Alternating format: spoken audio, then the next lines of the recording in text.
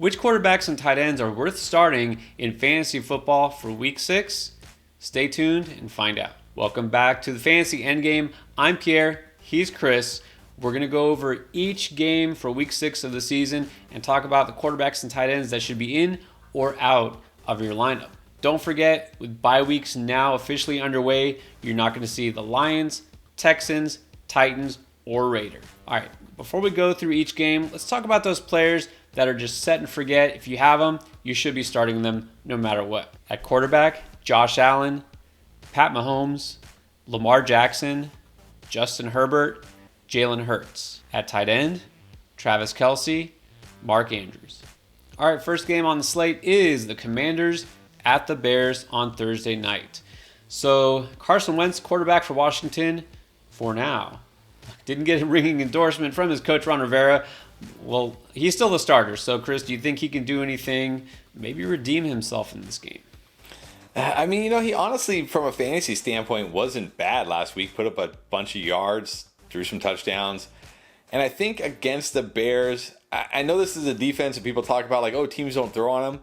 But the Commanders don't have a great run game. Brian Robinson working his way back. I don't think they're going to run all over them like a lot of teams do. So I think Carson Wentz is an okay streaming start this week if you need him. Look, Wentz may not be the most loved guy in the locker room for whatever reason, but I will say he's done a good job so far bouncing back in his career, from setbacks. It's a pretty good matchup. I'm not going to fall over myself to grab him, to stream him, but I think he is a solid streamer if you need one this week. And then on the other side, Justin Fields.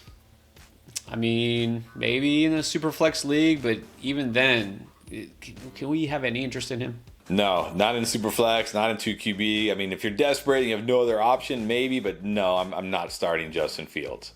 Yeah, I mean, not passing the ball very much, and he's really just not running enough to make it worthwhile. So you're going to have to, once again, pass on Justin Fields.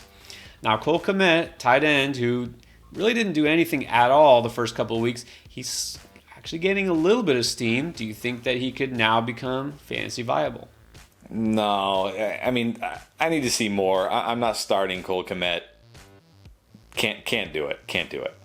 Look, you won't want to, but I'd say you could because, look, 3 weeks in a row, he's seen his reception total go up. Maybe they're kind of trying to figure out eventually that passing the ball does work in the NFL. This is a good matchup against Commanders. I would say if you need a tight end, maybe to replace Hawkinson or somebody, you could go with Kmet, but just don't expect a touchdown. 49ers going to take on the Falcons. Jimmy G, I'm guessing it's going to be more of the same. Yeah, I mean, it's not a terrible matchup, but just such little upside for Jimmy G, so only in 2QB Superflex leagues. Look, he is what he is. He'll never be anything more, anything less. He's kind of a boring, kind of safe, mid-range QB2, so only in a Superflex league. Now, George Kittle is not a must-start anymore. He did get some more targets last week, but he's still not the Kittle of old. How do you feel he can do against the Falcons? I mean, he should do fairly well. You can't expect that you're getting George Kittle from a few years ago setting records. Look, we have 2 tight ends that are must-starts. Travis Kelce, Mark Andrews. And then you just have all the other tight ends. But George Kittle, still, you have to feel pretty good about him considering the rest of the tight ends we're going to talk about in this video. So you got to start George Kittle. Yeah, exactly. Given the position he plays, he's a good start. And look, it was good at least to see he was getting some action last week, finally, not being used as just a blocker. So I feel pretty good about him against the Falcons.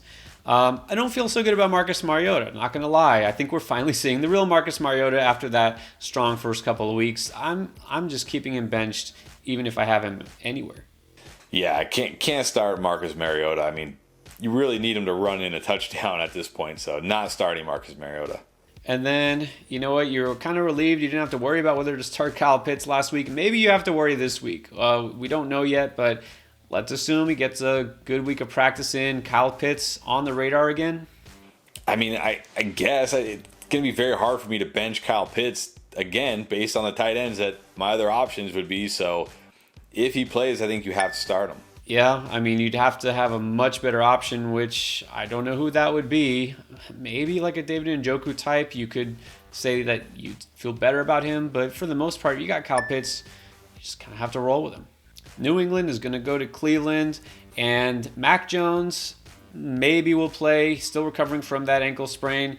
If Mac Jones goes, do you have any interest? Not really. I think it's going to be a Ramondre Stevenson week again. I think they're just going to run wild all over this defense, so not starting Mac Jones. No, not starting Mac Jones. I'm not starting Bailey Zappi. I'm just not starting any Patriots quarterback. Hunter Henry did something last week, 50-something yards. Interest in him? No, touchdown or bust. Not starting Hunter Henry. And he's really not even getting touchdowns this year. So I was a little interested in him last week because it was Detroit, but it's not Detroit this week, so I'll pass on Henry. Jacoby Brissett, I mean, you can't start him against the Patriots, can you? No, there's very few matchups where I feel great about Jacoby Brissett, and this is not one of them. I'm sitting him. Yeah, he's going to be one of my lowest ranked quarterbacks for sure this week. Hard pass on Brissett in all formats. And then, talked about Njoku. I mean, he's been pretty solid. What about this matchup with the Pats? Yeah, I don't even care. If you got David Njoku, I think you have to start him. Just the target share, the air yards he's getting. I mean, again, based on the tight ends that are out there, he's pretty much a guy you have to just have in your lineup. That's the thing. I mean, really, there's not that many tight ends who've been more productive over the last couple of weeks than Njoku. Don't love the matchup for a tight end specifically, but I think he's a solid, I don't even say streamer anymore. He's a solid starter at this point. Jets taking on the Packers. Zach Wilson at the helm. I mean, they're doing all right. They got some wins under their belt. How do you feel about him in fantasy? Not good this week. I liked him last week against the Dolphins, but he still really didn't do a lot throwing the ball. He did have that rushing touchdown. This Packers secondary much better than the Dolphins secondary. I'm sitting Zach Wilson this week. I agree. Feel exactly the same way. He was streamable last week. I'm not taking a chance going to Lambeau Field. No, sir. All right, and then his tight end, Ty Conklin, was looking really good, looking like almost a every week must start, and now kind of falling off. I mean, where do you think he lands this week? Can't start him anymore. And probably can drop him, honestly. Ran less routes than CJ Uzama last week. I think he got a target. Maybe he got 0 targets. Like with Zach Wilson, this offense has changed completely and cannot start Ty Conklin anymore. Too many mouths to feed. Didn't think we'd be saying that about the Jets offense, but they have 3 good receivers. The running backs are really involved in the receiving game. Yeah, I think Conklin's time might be at an end, so you cannot start him at least this week. What about Aaron Rodgers? Had a great first half and then just did nothing in the second half. I mean, credit to the Giants, but how does he do against the Jets defense? I mean, the thing about Aaron Rodgers is it almost doesn't matter the matchup because he just has no real playmakers in this offense, right? He doesn't have that Devontae Adams guy who can just get open and make huge plays and make things happen. So he's fine. He's definitely startable, but it doesn't really make me super excited to start Aaron Rodgers. Yeah, and even though you say, well, it's the Jets, I mean, their defense is a little better, and it's not a complete smash spot. In this offense, it still runs through the running back. So, I mean, Aaron Rodgers is startable this week, but he's really more of a high-end QB2 to me. So you stream him if you need him. Otherwise, super flex only. Robert Tonyan, any interest? Nah, still playing less than 50% of the snaps, coming back from the ACL. Like, gives you a touchdown or nothing. I'm not starting Robert Tonyan. No, I really don't see a pressing reason to start Robert Tonyan, so I'll pass. Jags taking on the Colts. Which Trevor Lawrence will we get this week? Probably a semi-decent, not great one.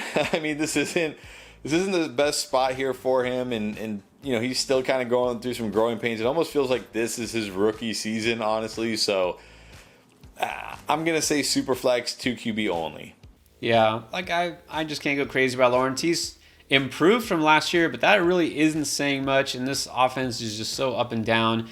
I feel like that Chargers game was like a long, long time ago, and that was like their one shining moment this year. So Lawrence, like, you could throw him out there if you need a second quarterback, but I would not stream him otherwise. Now, Evan Ingram did show up last week. He's also been a little up and down, but I mean, do you feel like he's kind of back on the tight end 1 radar? I don't know. I mean, he shouldn't be because they have Zay Jones, they have Christian Kirk. I feel like this might be a week where, you know, they force it to Christian Kirk after 2 down weeks. So I just can't do it. I can't trust Evan Ingram. I've been bitten too many times by Evan Ingram. I'm benching him. Well, here's the thing about Ingram is he's had some weeks with high target share, but he still hasn't scored a touchdown. And when they get near the red zone, we're seeing James Robinson. We're seeing it go to guys like Christian Kirk or a tight end. That's not Evan Ingram. So, yeah, the upside just isn't quite there. I mean, he's really a desperation streamer. And then Matt Ryan, I know some people just want to completely write him off at this point. Are you there? Now look, Matt Ryan has been streamable in good matchups. Like he's put up, 300 plus yard games, 2 touchdown games. He's never going to be a must start, but again, I think in this matchup against this defense, if you need him, you can stream him. Yeah, and that's the thing. A lot of it I feel like really isn't his fault. He's getting sacked. The offensive line, what happened to that Colts offensive line? They used to be the best in the league. So I think you could use him, but again, that would have to be a 2-quarterback or super flex league. Vikings at the Dolphins. Start with Kirk Cousins. It seems like a pretty good spot for him.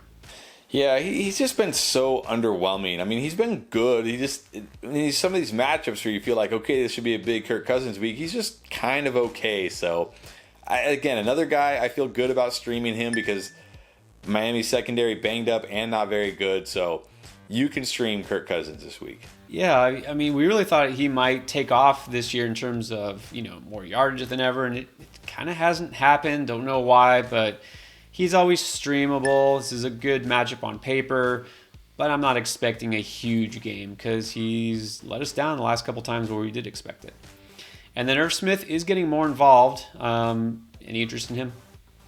Still no. I don't know. Maybe I'm too late on Irv Smith. Maybe he's going to break out this week and I'm going to miss it, but just doesn't feel like he has much upside. So I'm just going to pass on Irv Smith. Well, I'm not worried about a breakout for Irv Smith. I don't know if that's ever going to happen necessarily. But again, I feel like he's always, the 4th, 5th option. He'll get you a few points, but that's kind of it. So he's a safe, boring streamer if you need. Bengals at the Saints.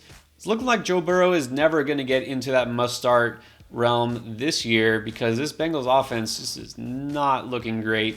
But how do you feel he does against New Orleans? Every week I keep saying the Saints are a good defense, and every week they prove they're not a good defense. And now we got Marshawn Lattimore dealing with some kind of abdominal strain. Geno Smith just torched him. Now, I know Geno Smith is one of the best quarterbacks in the NFL right now, but still, I'm not really scared of the Saints defense, to be honest. I'm more scared of this Bengals offense than I am the Saints defense, but I still think you got to start Joe Burrow. Yeah, I mean, he's still kind of a low-end QB1. Look, it was a smash spot against Baltimore's defense last week, and he really didn't do much.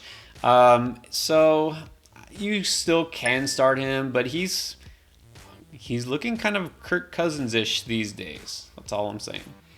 Now, Hayden Hurst has scored a touchdown a couple of weeks in a row. How do you feel about him? I feel pretty good, especially if T. Higgins happens to miss this game with his ankle. I feel really good about Hayden Hurst. But either way, I think he's a solid, streaming option this week at tight end. Yeah, I will say if Higgins doesn't play at all, then Hurst is definitely streamable. Though the one thing the Saints, if there is one thing their defense has done well, it's limit production to the tight end. They have not given up a touchdown to a tight end yet this year. So I don't feel great about him. But again, with no Higgins, I think you could roll with him. And then what about the Red Rocket, assuming he's still a starter? I mean, we don't know about Jameis Winston when he's coming back. I got to think they want to keep Andy Dalton here just so he gets to play his old team, right? Yeah, maybe, but it doesn't matter. I'm not starting Andy Dalton.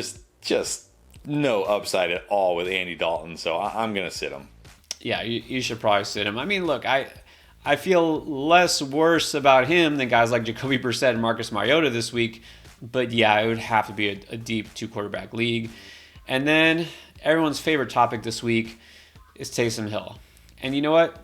It fits perfect here because he's a quarterback and a tight end. So do you roll with him? Do you think lightning strikes twice?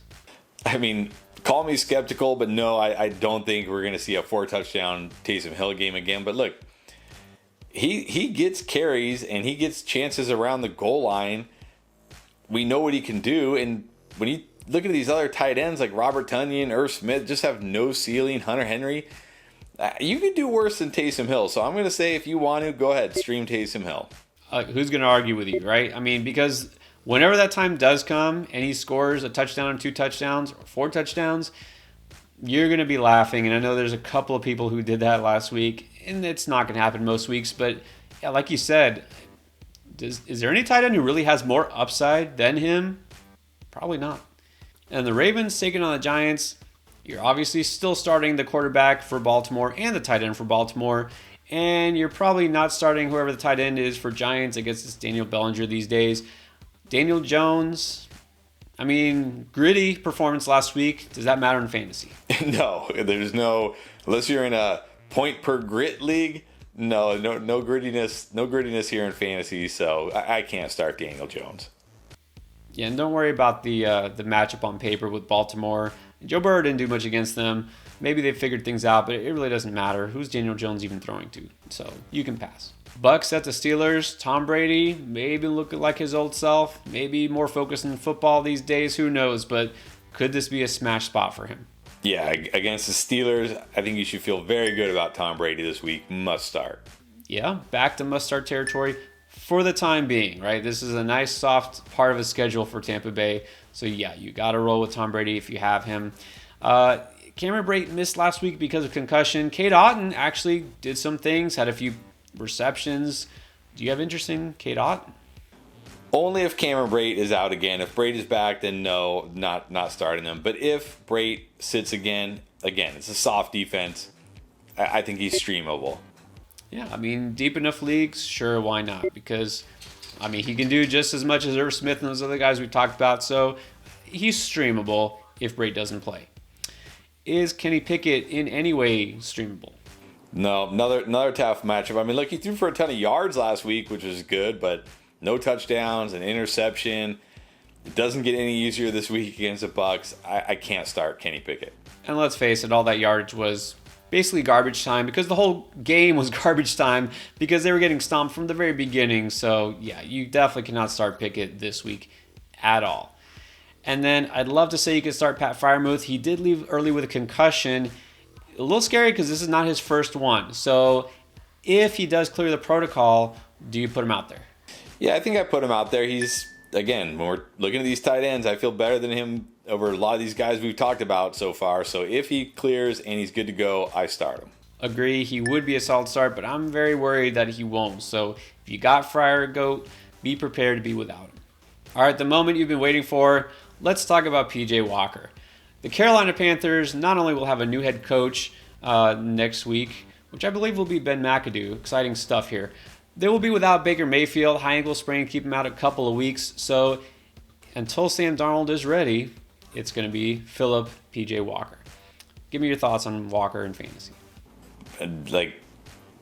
Always rooting for him, but not expecting anything. And look, yeah, Matt Rule is gone, but Ben McAdoo is still there. So no, not starting P.J. Walker.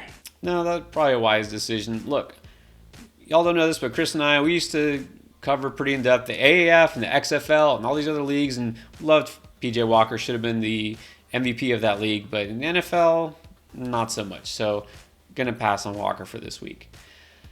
And then let's talk about Matt Stafford. I mean, I don't feel like we can even roll with Stafford anymore. I mean, 2 QB Superflex leagues only. And even then, this is not a great matchup against the Panthers. So, yeah, 2 QB Superflex only. And guys, I can promise you the Rams don't just look like one of the worst offenses in the league. Statistically, they are one of the worst offenses in terms of point yards, everything. The offensive line is a mess. Matthew Stafford is going to be a hard pass for me unless you are in a deep Superflex league.